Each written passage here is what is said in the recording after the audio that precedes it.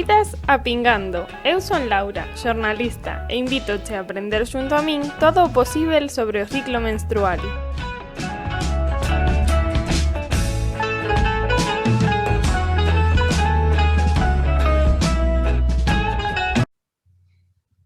Ola a todas e benvidas un día máis a estas entrevistas. Hoxe temos a Lola Ferreiro, catedrática de Procesos Sanitarios, activista feminista e coordinadora do Grupo de Estudos de Xénero Lúa Crecente. Ola Lola, moitas grazas por estar aquí.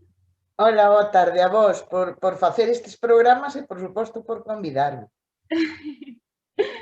Bueno, para comezar, xa que iso, a túa experiencia está moi, digamos, ligada ao feminismo, quería pedirte a túa opinión sobre a situación do feminismo galego actual. A ver, por empezar por algún lado, eu creo que o feminismo en xeral e o galego en particular goza de moi boa saúde. Perdón. Aquí hai un proceso que callou aquí en todo o mundo en xeral, non?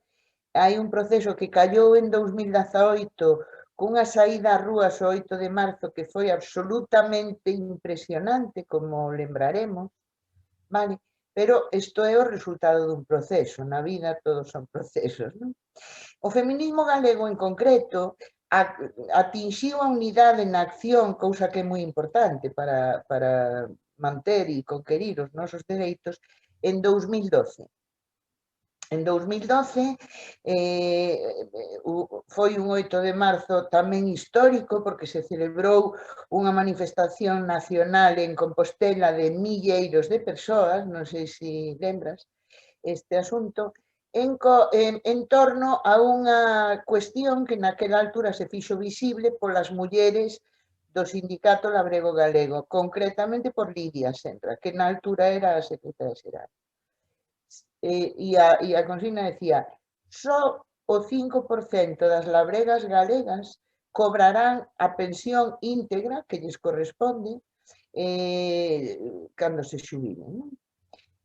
Pareceunos tremendo, é dicir, isto, tú dices, a ver, que pasa aquí, non? O 5%, é dicir, o 95% das mulleres do rural que levan toda a vida traballando arreo, que están facendo unha triple xornada laboral, probablemente na casa, no emprego que teñen fora e, ademais, coidando dos animais e das plantacións.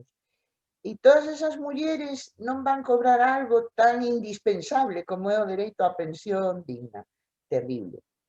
E iso concitou a unidade, a verdade que foi moi emocionante, non? Porque, claro, era unha novidade, ata ese momento celebrábanse manifestacións locais, con máis ou menos xente, bueno, pero ese ano foi moi potente, non? E a partir de aí mantívose sempre, é dicir, non chegou a romper nunca esa unidade. Polo tanto, eu destaco iso en primeiro lugar. A unidade na acción, máis alá ou alén do grau de acordo ou desacordo que podamos ter en outras cuestións, etc. Non? Os dereitos das mulleres non se negocian, decía Clara Campoamor, non? Cando lle propoñían apoiar o dereito ao voto ao sufraxio a cambio de que ela non insistira no dereito ao divorcio, e ela decía, non estou disposta a negociar cos dereitos das mulleres. E isto require unha unidade. É dicir, se nós queremos que realmente non nos agredan as cousas que temos conseguidas, que son bastantes, e, evidentemente, seguir conseguindo cousas, eso ten que ser unidas, non queda outro. Por outro lado, outra cousa que a min me gusta tamén sempre destacar do feminismo galego, non só galego, pasa que, bueno, vamos a colocarnos no país, non? É a cantidade de organizacións pequenas, as máis delas, pequeninas, de mulleres feministas que se están creando no país e que levan anos creándose e funcionando, non? Entón, eu isto valoro moitísimo por unha razón, porque o feminismo, que aproximadamente ten 200 anos, algo menos, de antigüidade, se o comparamos ca historia da humanidade, son 2 días, en realidade, os logros que leva conseguidos desde aquela altura ata o día de hoxe, que son inconmensurables, son logros que pasaron pola organización das mulleres, ni máis ni menos. É dicir, cando as mulleres saíron das casas a traballar, bueno, desde a Revolución Industrial, despois nas guerras ocupando os espazos, empezaron a organizarse primeiro nos sindicatos de clase, que tamén naceron na altura, e despois, cando viron que nos sindicatos de clase tamén había outra contradición que resolver, que non era só a do capital, a da acumulación de capital, pois crearon organizacións propias e a partir de iso foi o xérmolo do movimento feminista. E a partir de aí non parou. Polo tanto, o feito de que as mulleres nos reunamos, falemos das nosas cousas, do que nos preocupa, do que, en fin, nos fai sentir mal, nos fai sentir ben, etcétera, etcétera, iso é indispensable para continuar. E en este momento, que haxa tantas organizacións é un moi bo sinal desde o meu punto de vista. É certo que algunhas duran un tempo, logo desfanse, montanse outras, pero iso tamén é propio da dinámica social, non? Vale, entón, esas dúas cousas quería poñelas por diante porque, en fin, é o que máis valoro, digamos, non? En cuanto a, despois hai, evidentemente, os grandes plataformas, digamos, non? Que aglutinan a todas as organizacións de mulleres, ou a inmensa maioría das organizacións de mulleres, que tamén son indispensables. O sea, sería impensable, por exemplo, que o movimento feminista chegara a tumbar a un ministro, que foi o que sucedeu con Gallardón, non? Chegara a facer que recuara un goberno reaccionario ca reforma da lei do aborto, si solo fora por reunirse en pequenas organizacións.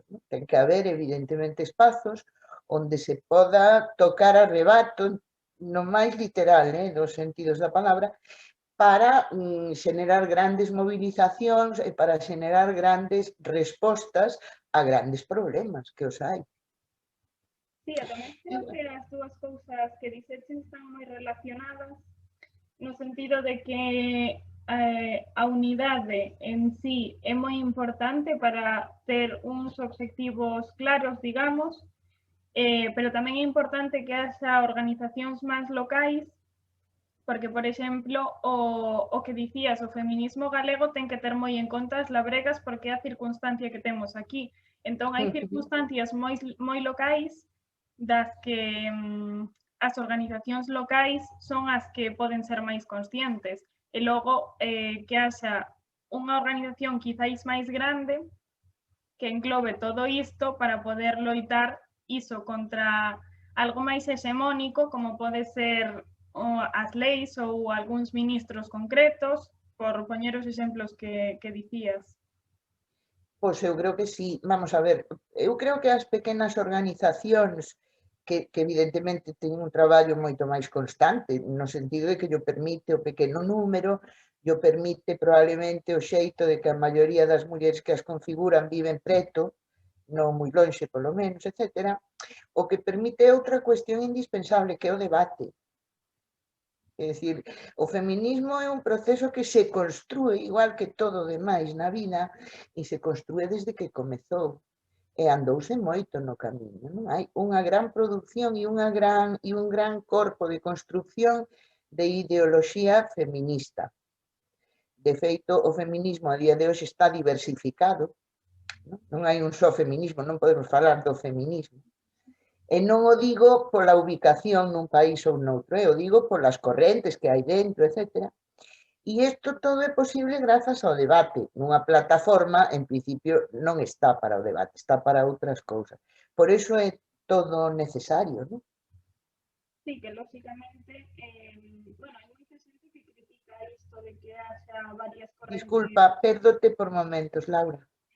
A ver, agora escoitasme? Agora mellor, sí. Vale, é que antes tive un corte de internet. Volvo a non escoitar. Ai, e agora? Agora sí. Vale, a ver, pois aí. É que antes tive un corte de internet e non funciona. Igual está aí a rede. Como hai tormenta por aquí. Xa. Nada, o que che dicía Iso, que hai moita xente a que lle molesta que haxa varias correntes de feminismos ou que haxa este debate, pero eu creo que é algo imprescindível para que o movimento siga sendo útil, porque ao final é o que necesitamos, que resolva as problemáticas que hai. E se non hai un debate, eu creo que non se poden identificar correctamente. Escoitasme? Sí, sí, Ah. perfectamente.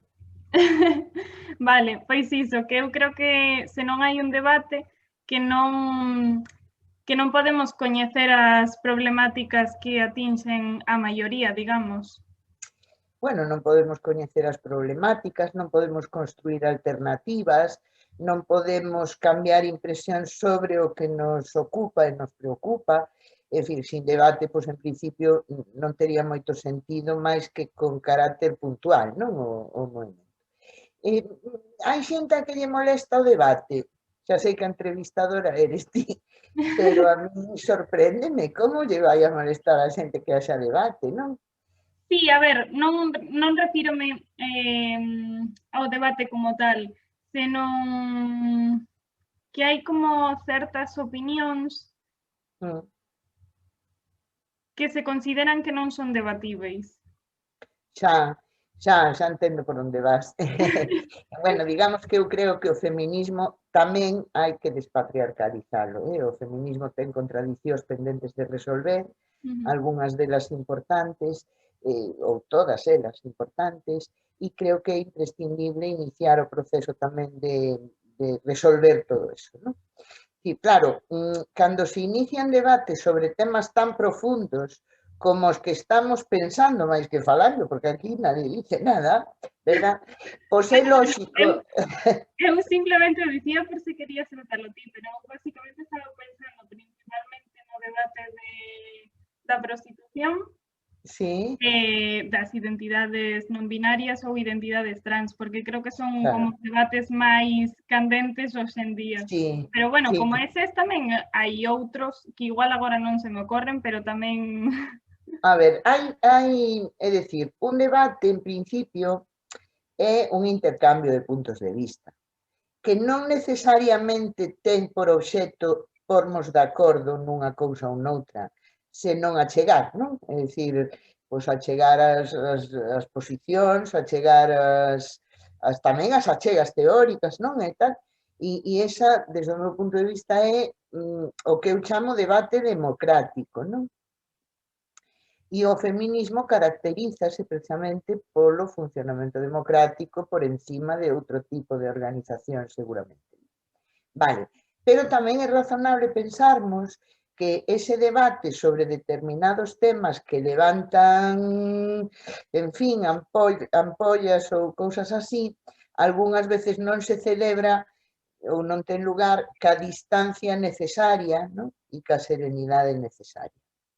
Isto é importante recuperalo, porque senón non é un debate, é a creación de un tabú. E isto non é bo para nós, nin para a humanidade no seu conxunto. Non?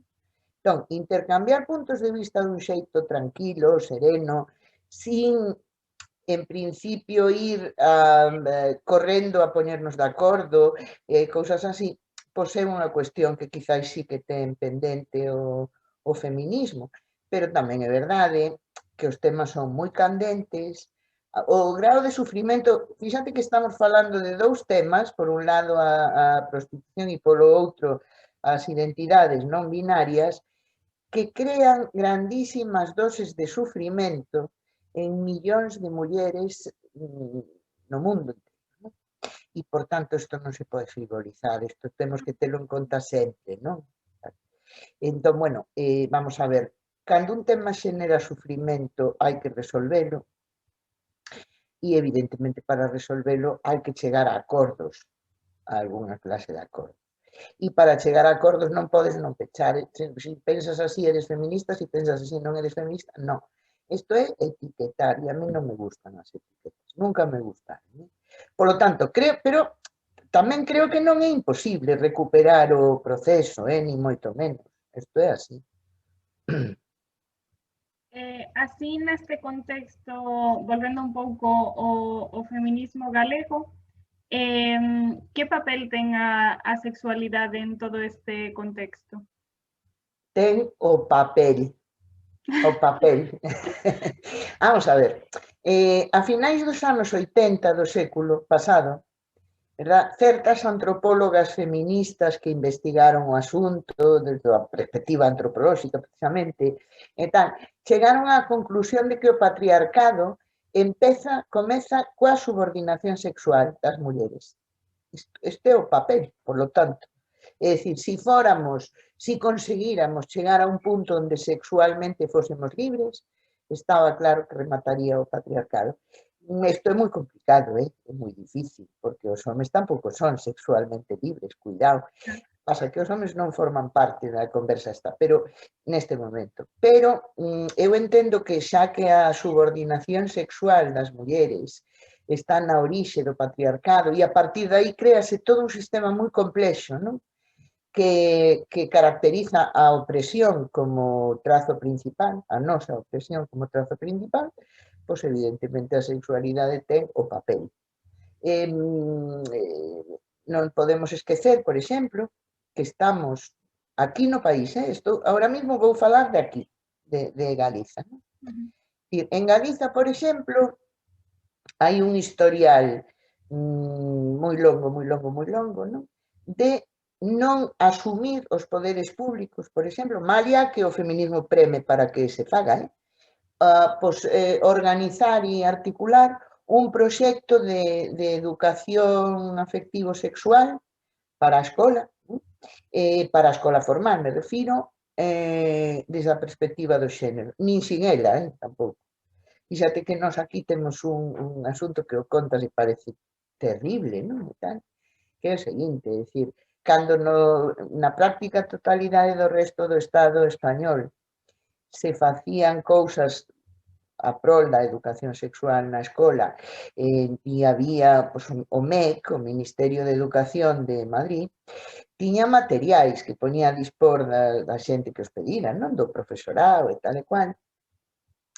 Pois aquí no ano 89, me parece, ou 88, estamos falando de 15 anos despois de morrer Franco, cuidado, que isto non podemos despreciar, non?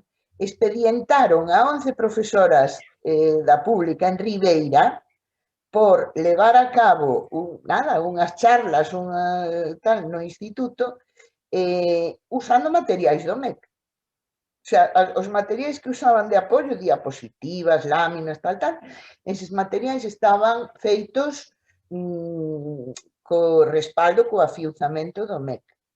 Entón, isto é tremendo, non? Para sabersalo ben, dices, por favor, é perverso. Bueno, pois eles sempre tuveron esa resistencia, non? Por exemplo, nos anos nos que inmediatamente antes de gobernar o bipartito, o sea, nos últimos anos de Fraga, polo tanto, nos 2002, 3, 4, porque no 5 xa empezou o bipartito, pois fíxose un amago. Vamos a facer unha guía, un proxecto integral de coeducación afectivo, emocional e sexual, chamábase, para a escola, para empezar a facer cousas en serio, tal e cual. E fíxose pola Consellería de Sanidade, coordinei no eu, concretamente, polo tanto sei como é por fora e por dentro tamén. E tal, fíxose, e a partir do momento que se fixo, a Consellería de Educación puxo absolutamente todas as atrancos posibles. Tanto é así, bueno, por cousas inverosímiles, non? Tanto é así que unha vez que perderon as eleccións, aínda non estaba o programa rulando, non estaba funcionando, non estaba tal. Vale. Pois a seguinte Consellería de Educación, do PSOE, puxo máis ou menos os mesmos atrancos. Isto hai que decirlo tamén.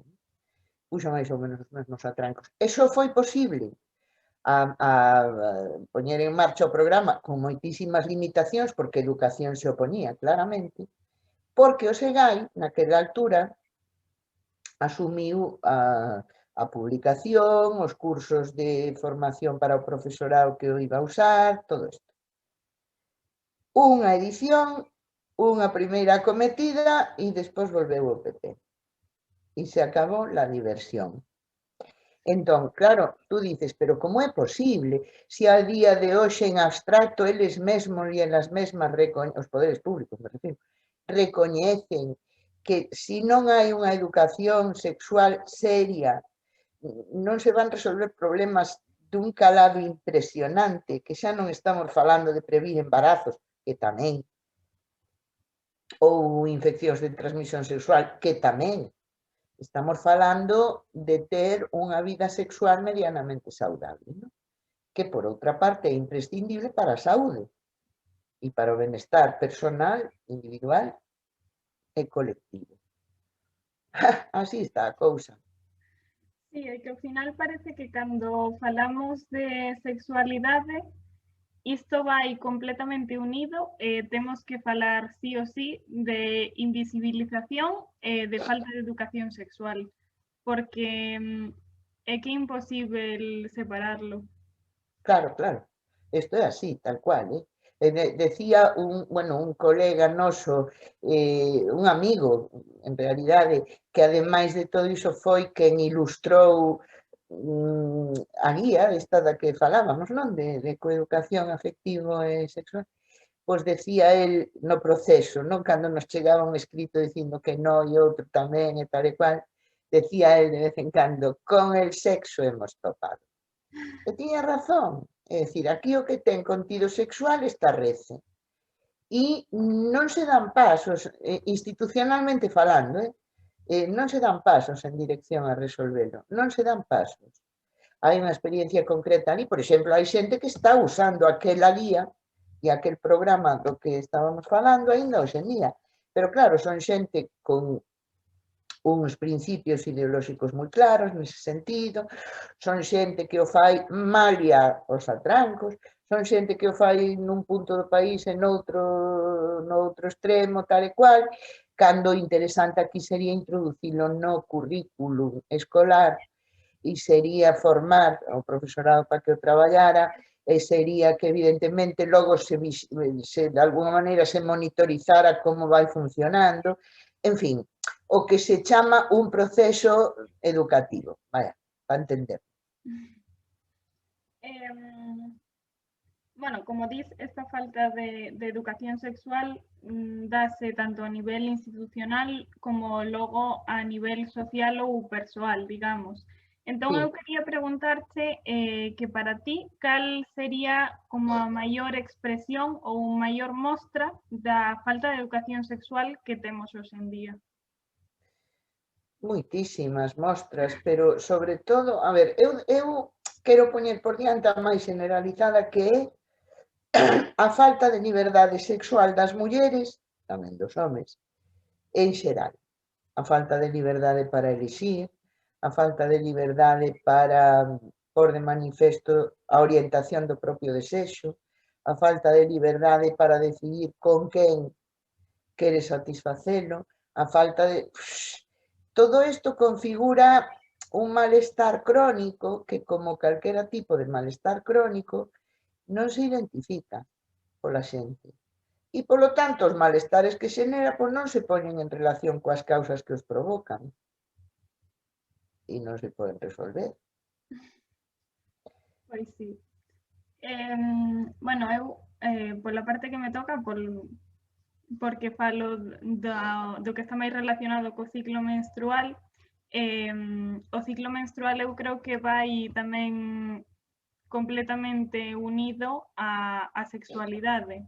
Entón, creo que a falta de educación sexual tamén afecta moitísimo os coñecementos que temos sobre o ciclo menstrual, sobre todo os que non van unidos á reproducción e a bioloxía, digamos. Entón, por que crees que rodeamos tanto de mitos, bueno, o ciclo menstrual, pero tamén a sexualidade en sí? Vamos a ver, a sexualidade está rodeada de mitos e de tabús, sobre todo de tabús, porque todo aquilo que é un tabú mete medio, entón non lle tocas. É dicir, para preservar, polo tanto, a hexemonía patriarcal dentro da sexualidade das persoas, convén fabricar Cantos máis tabús mellor, cantos máis medos mellor, canto máis noxo mellor, etc. Isto por un lado, desde o meu punto de vista. Por outro lado, a menstruación vai ligada, máis que a sexualidade, ao corpo das mulleres, non? Que tamén é outro tabú, evidentemente. Porque non esquezas, cuidadito, non esquezas que nosotras somos as culpables do pecado orixinal, ao cal, de alguma maneira, sin explicitar moito, se lle dá un carácter sexual e se envolve todo na mesma embalaxe, cando en realidade o pecado orixinal, desde a cultura xudeocristiá, é o pecado do coñecemento, de optar por pensar. Fíxate que perverso, non é o tema. Bueno, pois, de alguma maneira, a culpa dunha cousa ou da outra témola nós. Por comer unha mazá. Vamos, é terrible se te paras a pensalo ben, non? É dicir, entón, precisamente cando dicen a árbore da ciencia do ben e do mal, implica, desde logo, distinguir o que está ben do que está mal e, polo tanto, pensar, usar a racionalidade, a razón. Pois non, eles deixan caer que a cosa é sexual e, por lo tanto, iso é malo, malo, malo, malo. Arderemos nos infernos.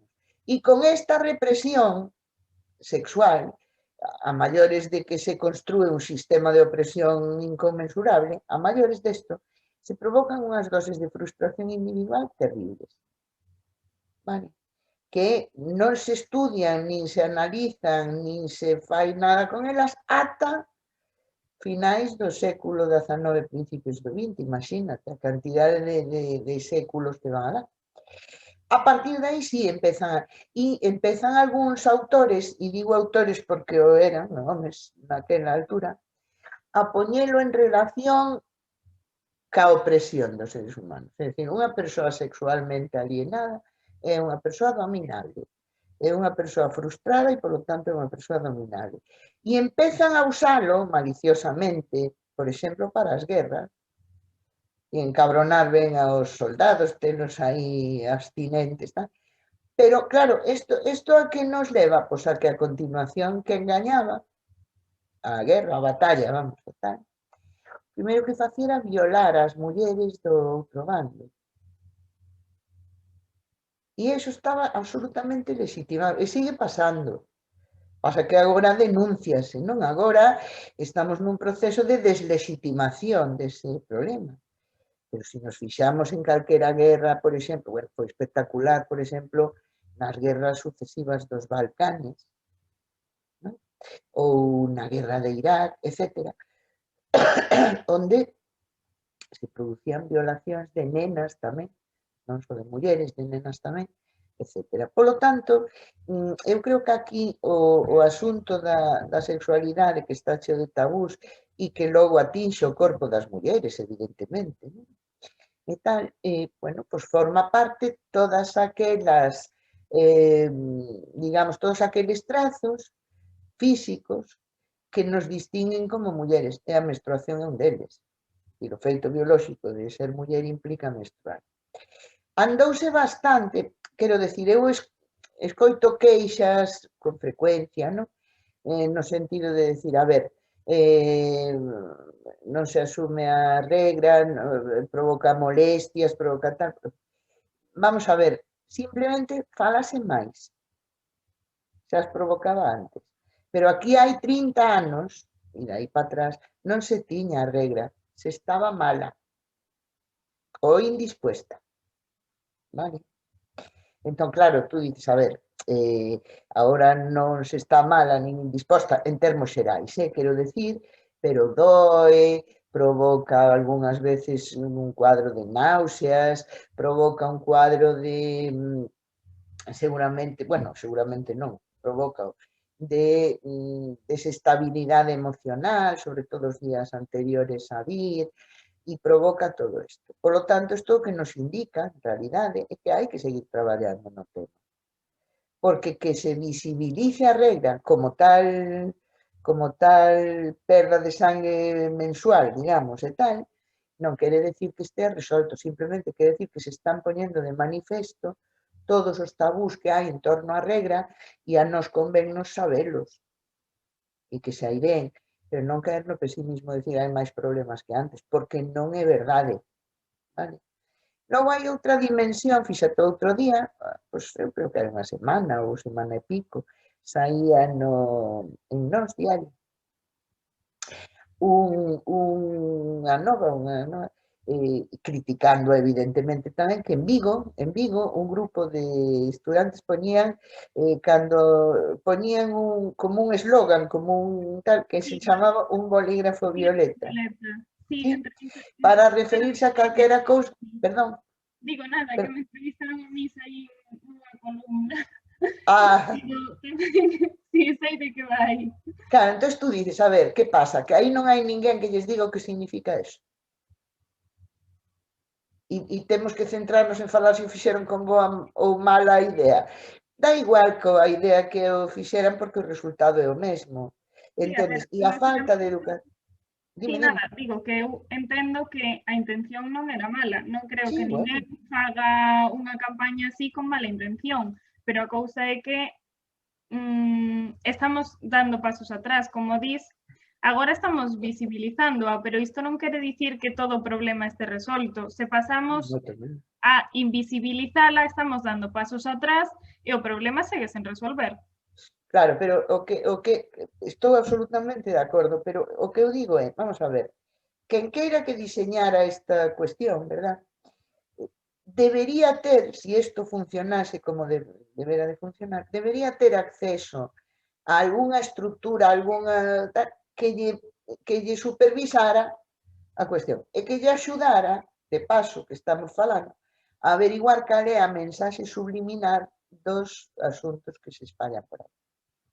Porque así aprenderíamos dúas cousas, non? A facer unha lectura integral das mensaxes, por un lado, e polo outro, a adaptar, en función desa lectura, o que nos queremos trasladarlle a xente e como queremos trasladarlle. Sí, totalmente. Bueno, continuando con todo isto dos problemas menstruais, bueno, a min o primeiro que se me ven á cabeza son temas como a endometriose ou outras patoloxías que teñen un prazo de diagnóstico, digamos, moi longo. Ata onde eu sei, no caso de endometriose son 8 anos para conseguir un diagnóstico de media, digamos. Logo ainda isto pode alongarse moito máis. Entón, por que ocorre isto? A ver, ocorre isto porque a saúde das mulleres, non só determinados problemas que teñen que ver cos órganos xenitais, sino a saúde das mulleres no seu conxunto está ninguneada. E volve a ser o movimento feminista que pon o tilde sobre a letra correspondente neste sentido. Non? Entón, a ver, por exemplo, a endometriose, agora mesmo, hai unha serie de asociacións de mulleres que padecen endometriose que pularon moito, e eu creo que moi ben, ademais, por visibilizala e por axilizar os diagnósticos. A endometriose hai 10 anos era unha enfermedade rara, hai que fastidiarse. Entón, por eso, isto explica que as demoras no sistema, etc. Agora mesmo, eu creo que se deron pasos. Primeiro, xa non se considera unha enfermidade rara, segundo, os diagnósticos son máis rápidos e en consecuencia os tratamentos, etc. Pero ten que ser sempre, digamos, ten que haber sempre quen denuncie unha situación e quen prema para que se resolva, con respecto a endometriose, con respecto a fibromialgia, por citar outra enfermidade, bueno, outra disfunción característica das mulleres, non? 90 e tantos % dos diagnósticos ou das etiquetas, que tamén hai que decirlo, pois son en mulleres, e a fibromialgia ou o síndrome de fatiga crónica son problemas tremendamente invalidantes e que xeneran tremendas doses de sufrimento. Bueno, a ver, hai redes nesta altura, por exemplo, hai unha rede no Estado, eu tamén son socia, non de, que se chama CAPS, que estuda precisamente a saúde desde a perspectiva do xénero, que hai centros de profesionais feministas metidas, achegando cousas, etc. etc. Vale, pues, e hai unha revista derivada da rede CAPS que se chama Mulleres e Saúde, MIS, e tal, que espalla, evidentemente, cousas moi interesantes neste sentido. Pero decía unha, concretamente, Karma Valls, que é a presidenta nesta altura da rede CAPS, decía, a ver, as mulleres diagnosticadas de fibromialgia están tomando un promedio de 7 psicofármacos diarios. E o digo a modiño para que a ninguén se lle ocurra pensar que son 2, son 7. Iso quere decir que hai mulleres que toman 3 e outras 14. A media é a media, non? Co cal están atontadas, porque claro, as propiedades que teñen todos estes medicamentos sabemos cales son, e doilles igual. E doilles igual. Entón, tú dices, pero entonces de que estamos falando? Ou, por exemplo, cando unha muller vai a unha consulta médica, non? A expresar os seus malestares, os problemas, en fin, a petición de axuda que precise nese momento. Porque moitas veces se lle di, ou non se lle di, pero se lle transmite, de alguma maneira, eres unha histérica. Con un desprecio, que tú dices, oiga, eu nunca sentí decir, es un obsesivo, pois é outro diagnóstico, quero decir, entonces, atribuirlle todo ao asunto emocional das mulleres, todos os malestares, tratalos con pastillas, se efectivamente hai un malestar físico que procede de un malestar emocional, que os hai moitos, isto habrá que tratalo, pero non precisamente dando pastillas, non? Ou non só dando pastillas, en fin, e desde logo non sobremedicando, que esta é outra cuestión tamén importante. Entón, nós estamos nun eido que é a saúde das mulleres, que de alguna maneira está moi maltratado polo sistema, porque se utiliza un solo modelo de análise e, polo tanto, considérase masculino. E isto exclúe a algo máis da metade da poboación, dos diagnósticos, dos tratamentos, da investigación. E claro, cando se acada xente para investigar o funcionamento dun fármaco, por exemplo, se exclúe as mulleres, agora xa menos, pero aínda así, porque para protexelas, porque necesitamos que nos protexan porque somos, sabes, pouco disminuídas, en fin. Pero logo receitaselle, sin saber si o comportamento do fármaco, por exemplo, é igual nos homes que nas mulleres, que a veces non o é. Sí, claro, porque tamén cando se utilizan os modelos animais, tamén se escollen ratos macho e non femia, porque claro, as femias teñen ciclo menstrual e isto dificulta moito as cousas, pero claro, é que as pacientes que van tomar eses fármacos tamén teñen ciclo menstrual. Efectivamente. Pero non Pero isto, ca ciniquía que implica, desde o meu punto de vista, que pola súa vez, resulta que de momento nos enteramos hai uns anos que en Perú, na dictadura de Fujimori, esterilizaron forzosamente a 250.000 mulleres, cirúrxicamente, a través da ligadura de trompas, quero decir, non? Ou, por exemplo, que nos anos 70 se probou anticoncepción hormonal oral, pílulas, para entendernos ben, en varios centos de miles de mulleres pobres en América Latina, sin o seu consentimento. Entonces, a ver, é dicir, ou nos fan caso de vez, ou non, pero entón que isto nos colocaría en posición de combate xa directamente. Pero é un tire a frouxa, non sabes, agora unha de cal e outra vez. Entón, isto nos prexudica clarísimamente. Eso no momento no que chega a producirse un malestar, non? Algún tipo de malestar que nos leva a unha consulta médica. Pero antes de que se produza ningún tipo de malestar que nos leva a unha consulta médica, o modelo de educación sexista que continúa estando en vigor a moitos niveis e tal, nos coloca en posición de construir un trazo persoal que nos machaca despois moito, bueno, en realidade non é un, son dous, non? Por un lado se nos educa na abnegación. Que quere decir? Quere decir que as mulleres boas, porque las malas ya nada, temos que ser abnegadas, vale? E que significa ser abnegada? Pois esquecernos de nós mesmas para emborcarnos no coidado das demais persoas. E isto que quere decir? Que non nos coidamos o suficiente. E evidentemente a saúde resíntese, porque isto é todos os días moitas veces. Non é un día que pasa, non. É todos os días moitas veces, porque se non somos malas e sentimos culpa. E a culpa tampouco a queremos, porque non é unha boa compañeira. Por unha parte eso. E pola outra, as mulleres nos educan que non podemos ser agresivas. Como se a agresividade fose algo que se pode optar. É dicir, son agresiva ou non son? Non.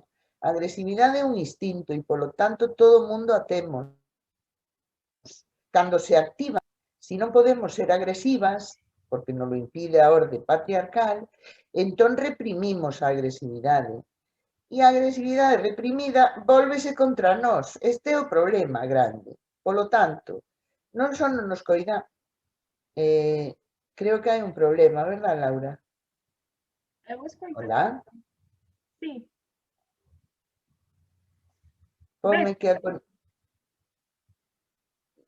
está, a imaxe tú está conxelada e non te escoito. Eu vexoche ben. Agora escoitote, pero non te vexo. O sea, vexote que plan foto física. Agora sí. Pois poñía que a conexión a internet era inestable. Vale. Sí, Pero nada, bueno, é o que te dicía, que está aquí con tormenta. pode ser, pode está ser. aquí o día un pouco. Bueno, pois por resumir, por un lado somos abnegadas e non nos coidamos, polo tanto, e polo outro reprimimos a agresividade co cual nos facemos dano por acción. Isto explica moitísima casuística de enfermidades diversas, non? Polo tanto, eu creo que o corpo das mulleres, a saúde das mulleres, a enfermidade das mulleres tamén, que non é o mismo, etcétera, todos estes elementos tan importantes para a vida están condicionados polo patriarcado. E aparte, o tema da agresividade a min resultame super interesante porque é o que diz, a nós non se nos permite ser agresivas e notase moitísimo cando se fan críticas ao movemento feminista, por exemplo, que o mellor homes que ves que son agresivos critican precisamente a agresividade do movemento. Efectivamente.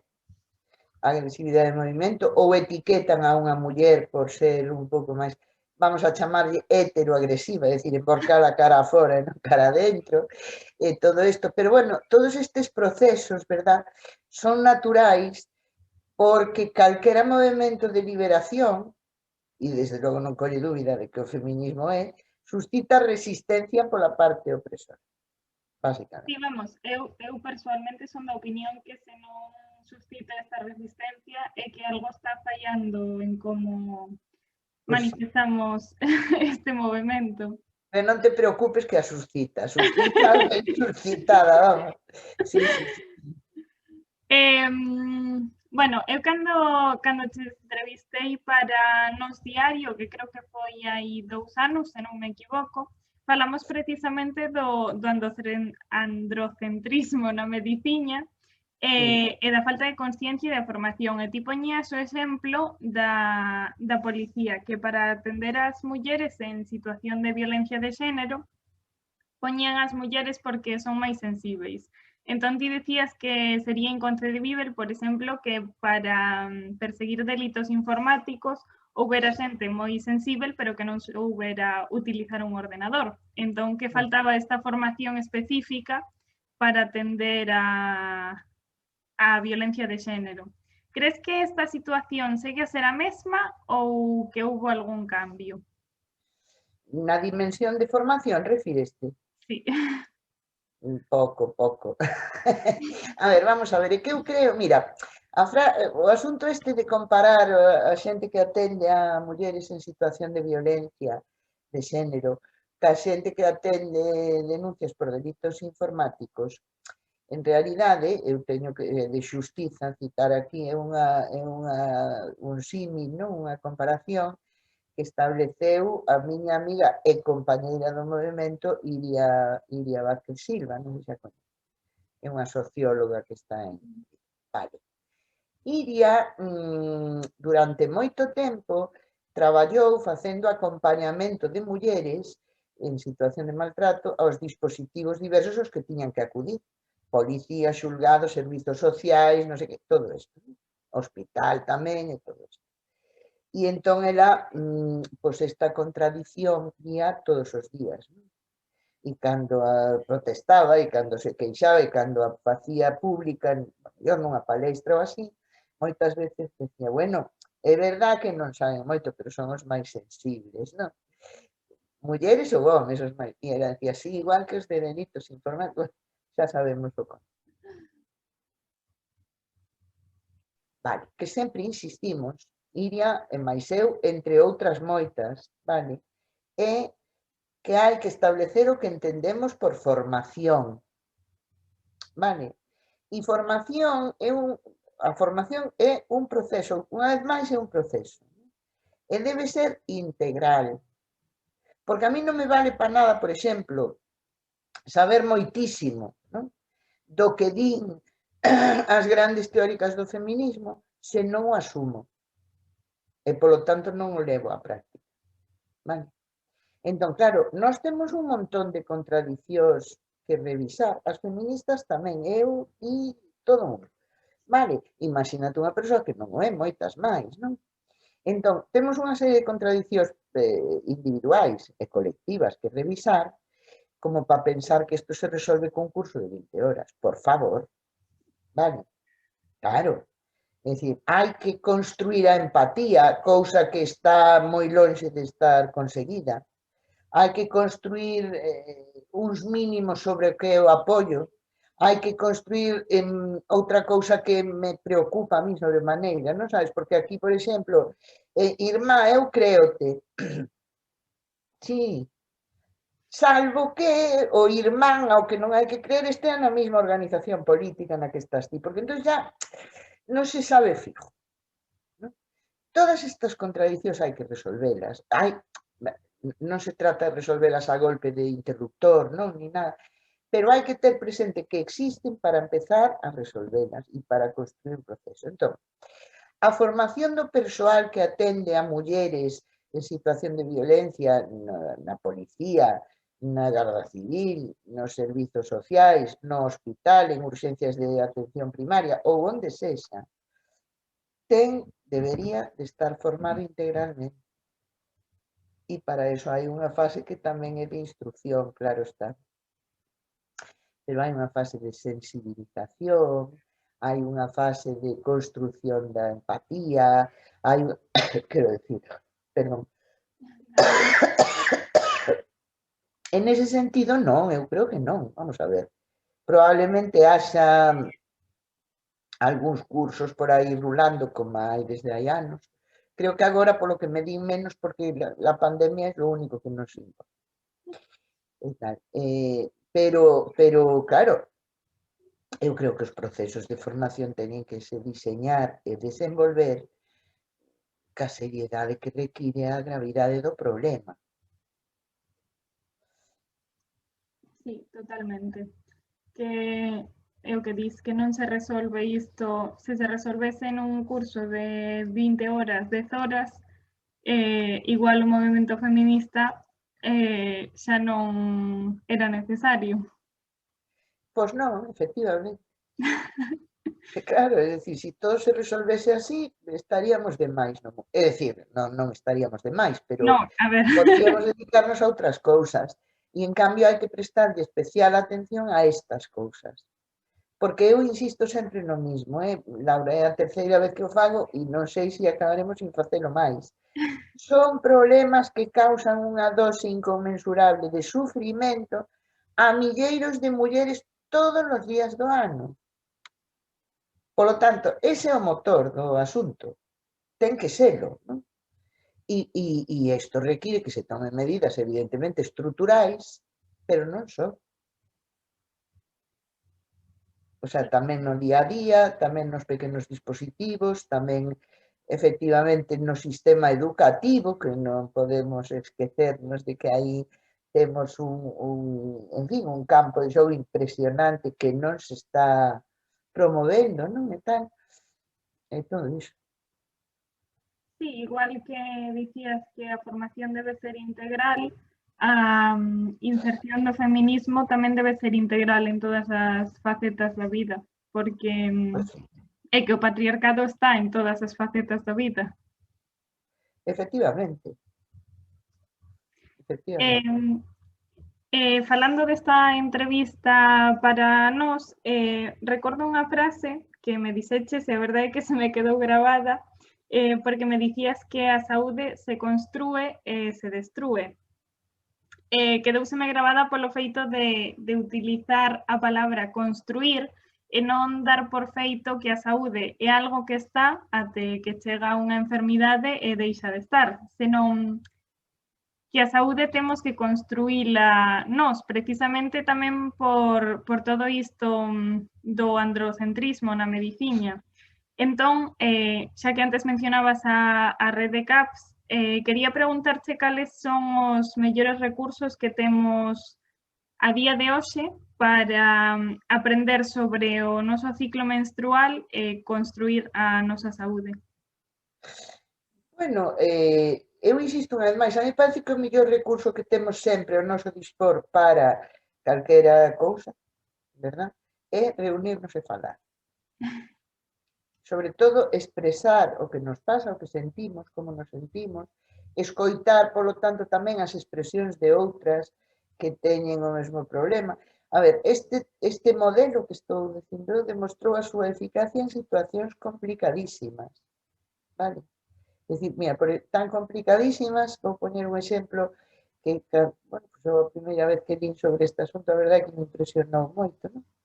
Había un psicoterapeuta, un psiquiatra, Carl Rogers chamábase, faleceu nos anos 80 do século pasado, que tiña un modelo construído por el de psicoterapia de grupos, non? E tal. E fíxate que el descubriu que cando rematou a Segunda Guerra Mundial, non? No ano 45, pois había milleiros de soldados que participaran profundamente traumatizados polo que viron, polo que lles fixeron, polo que lles pasou, bueno, todo isto, non? E tal. E claro, el non daba para máis. Inicialmente, fixo unha operación que consistiu en entrenar, adestrar a soldados que xa pasaran pola súa psicoterapia para que eles mesmos conduciran grupos. E resulta que multiplicou a súa eficacia, porque os iguais son máis cercanos, máis fiables, máis, e sobre todo se pasaban pola mesma experiencia. Polo tanto, o tema de reunirse en grupos para falar, e non nun esquema vertical, que chega un busto parlante, dá a chapa e logo pregunta se tes algo que preguntar, non. Falar horizontalmente, que é unha das cualidades do feminismo, non? Tamén, pois é interesantísimo. Porque evidentemente unha parte do malestar que provoca a regra é emocional na súa expresión, pero tamén na súa orixe. Bueno, e en consecuencia este tipo de malestares beneficianse fondamente de a conversa do intercambio do apoio entre iguais.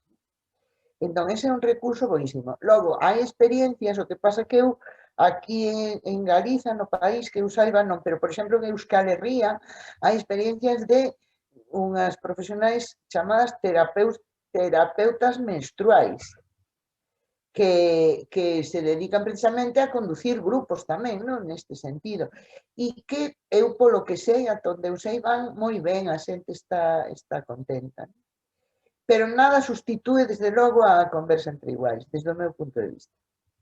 E se en un momento dado, evidentemente, se considera que estaría ben que unha persoa que tal, pois fora ali a resolver algo ou tal, pois tamén. Pero sobre todo a cuestión entre iguais. Porque eu, o que tamén me gustaría transmitir a todas estas mulleres, rapazas sobre todo, pero tamén mulleres adultas, que teñen problemas diversos coa menstruación, é que non hai que normalizar eses problemas, porque non son normais, sobre todo. É dicir, o que hai que facer é visibilizalos, que non é igual. Sí, pero Porque, claro, visibilizalos como síntoma de algo, non como efectivamente. anormalidade. Sí, claro, claro. Bueno, pois eu pola miña banda non teño moito máis que dicir, non sei se queres comentar ti algo que creas que se quedou no tinteiro ou sacar algún tema. Bueno, eu creo que non, eu creo que simplemente facer un novo chamado a manter a unidade na acción do movemento feminista, convidar a todas as mulleres do mundo a que se unan a él e, desde logo, aplaudir con todas as miñas enerxías a creación de grupos, de organizacións pequenas, locais e tal, do movemento, non? Para debater, para intercambiar, para apoiarnos, non? Tamén, que é tan importante moitas veces. Eso por un lado. Por outro lado, non calar, e por outro, e isto quero decirlo porque se non, xa o dixen antes, pero quero repetilo, irmán, eu créote, que nace a partir do descrédito que se somete ás mulleres que sufriron unha agresión sexual, non? Irmán, eu créote, ten que ser universal, independentemente quen sexa a irmá a que hai que creer. E, bueno, darche as gracias, Laura, por facer este programa. E, bueno, pois como di a nosa querida Marcela Lagarde, pola vida e a saúde das mulleres, adiante o movemento feminista. Moitas grazas a ti.